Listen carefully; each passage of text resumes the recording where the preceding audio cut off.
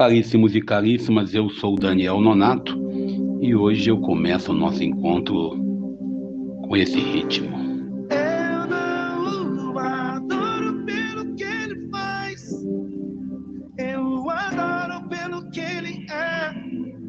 Acho que houver sempre será ter. Eu não o adoro pelo que ele faz, eu o adoro pelo que ele é. Acho que houver sempre será ter minha fé. Muito bem, amigos e amigas, Deus é Deus. Ontem nós acompanhamos, pela internet, dentro da condução e no trabalhar, acompanhamos aí a votação no Conselho de Ética da Câmara dos Deputados, a votação sobre a possibilidade de cassar o deputado federal aqui do Rio de Janeiro, Glauber, E a gente fica indignado porque deputados que correram atrás de cidadãos de pistola na mão não são cassados. Deputado, senador, pessoas que atropelam pessoas no trânsito não sofrem nenhum tipo de sanção.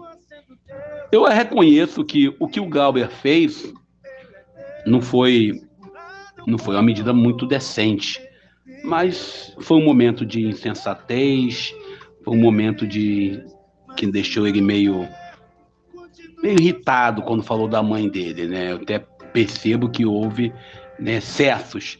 E aqueles deputados que falam em defesa da honra, em defesa da sua própria honra, ignoraram isso. Também o próprio relator da comissão, essa é a minha observação, quando pediram para ele ler o relatório, ele se recusou a ler o relatório e responder aos questionários. O deputado Paulo Magalhães, que também se envolveu lá numa agressão a um sindicalista dentro da Câmara Federal há um tempo atrás, ele prefere dizer que não fez nada. Se percebe um circo montado, sem querer ofender os palhaços. Um grande teatro, sem querer ofender os artistas, os músicos, os cantores, todos os artistas, as atrizes e atores que trabalham no teatro brasileiro ou em qualquer teatro do mundo. E a gente fica magoado, indignado, pude acompanhar e dizer a vocês, infelizmente, ainda temos o golpismo acontecendo. Mas alguém vai dizer para mim que eu estou sendo emocional, já que eu tenho um profundo respeito pelos deputados do PSOL, sobretudo o Glauber, por ser aqui do Rio de Janeiro e outros mais. Mas a verdade é que não se vê motivo para cassação, nem mesmo para aprovação de um relatório. A agressão já tem mais de um ano, mas infelizmente estão produzindo aí um documento para poder caçar um deputado combativo que questionou o presidente da Câmara na época sobre as emendas e vamos dizer assim, o orçamento secreto. Vamos nós com essa indignação também para o evangelho do dia de hoje. A gente lê o evangelho de hoje, João capítulo 8, versículos 51 ao 59, a gente vai ler ele olhando que ele termina como começou. Jesus, quando iniciou esse evangelho, no capítulo 8 aqui, no capítulo 8 de São João, lido domingo passado, por incrível que pareça, desde domingo nós lemos um capítulo inteiro do evangelho de João, e o capítulo 8, versículos 51 e 59, termina como começou esse capítulo, com os fariseus, os religiosos, querendo apedrejar alguém. Percebe bem que desde o início do capítulo 8 até o final do capítulo 8, os fariseus e saduceus, os religiosos, aqueles que estavam dentro do contexto daquele tempo, não aprenderam nada. Jesus falou quem ele era, falou do amor do Pai, falou da força, falou de onde ele vinha, mas eles não quiseram, porque quiseram dizer que eles estavam, nesse sentido, tomados, por algum motivo que não vale a pena nem comentar, né? E, e você vê nesse evangelho aqui alguns aspectos. O primeiro aspecto é o conflito de poder. A discussão entre Jesus e os fariseus pode ser vista como um conflito de poder. Jesus desafia as autoridades. Segundo, a identidade social. Jesus diz que existia antes de Abraão. Terceiro aspecto, os grupos sociais presentes. Jesus fala para os fariseus, saduceus, dentro de um espaço religioso, dentro de um templo, dentro de um espaço de celebração, dentro de um espaço aonde a comunidade se reunia para viver sua fé. O quarto aspecto, a questão da comunicação em linguagem. Jesus o tempo todo está falando do Antigo Testamento, está falando de Abraão, está falando do contexto. Esse capítulo inteiro Jesus traz esse contexto e eles vai percebendo que Jesus tenta trazer para a realidade. Jesus fala em ser elevado, eles pensam em que Jesus vai se matar, que ele vai morrer. E quando Jesus fala que aqui nesse evangelho, quando Jesus apresenta a questão no versículo 50, se guardares minha palavra, jamais verá a morte, eles ficam mais assustados ainda. Ou seja, Jesus é classificado como um louco, né? É a linguagem que Jesus usa.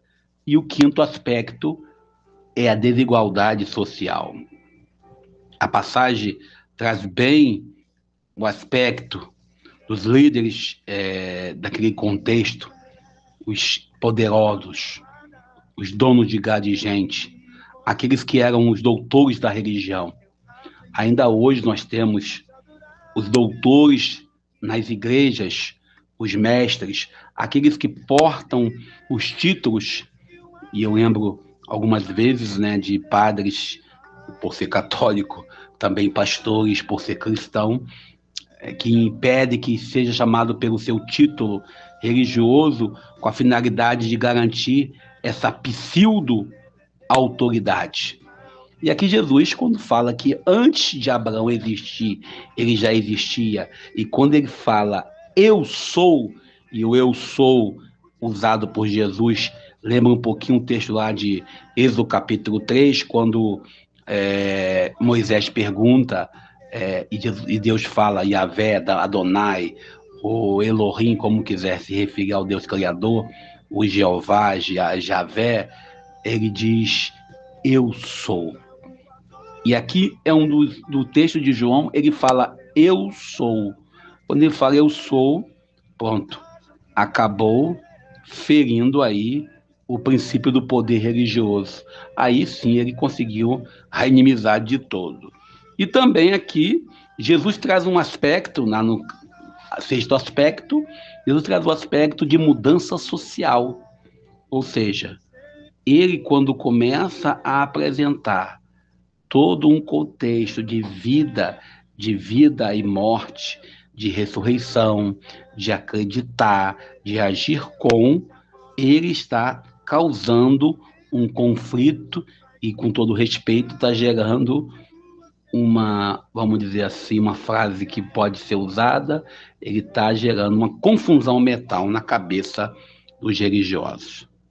A gente percebe bem na sociologia, quando se fala hoje tanto do comunismo, e as pessoas falam por falar, não conhecem o princípio de Karl Marx, né, que destaca a luta de classe, a questão do pobre ascender, do pobre crescer, né? Também, a gente quando pega outros pensadores, e o evangelho de hoje nos traz essas mensagens que nós devemos entender. E eu vou parando por aqui, pedindo que Deus nos abençoe e nos ajude, pedindo que você reze por mim, que eu rezo por você. E domingo de Ramos, não esqueçam a campanha da fraternidade, a coleta solidária. Eu sou o Daniel Nonato.